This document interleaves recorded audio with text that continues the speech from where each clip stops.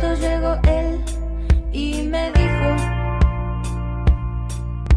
que el mundo se está acabando, que el eje se está inclinando, que